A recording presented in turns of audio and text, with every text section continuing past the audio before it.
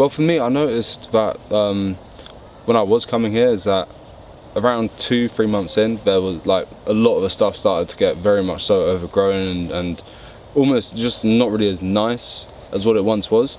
So it was really good to see in the run up to this next lockdown. I saw a bunch of volunteers coming down here, you know, sorting this place out, cutting back the brambles, just cutting back the grass, just making sure the place is nice, neat and tidy, and it's really made a big improvement.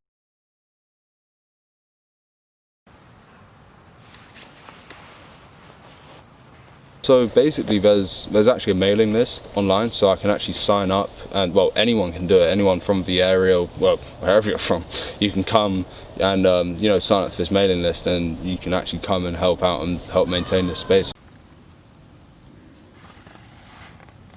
Well, I mean, I'm quite concerned myself personally, just because I suppose now with this next lockdown, this might, you know, limit that or might completely stop that, and it might end up bringing this nature reserve back to how it was during lockdown.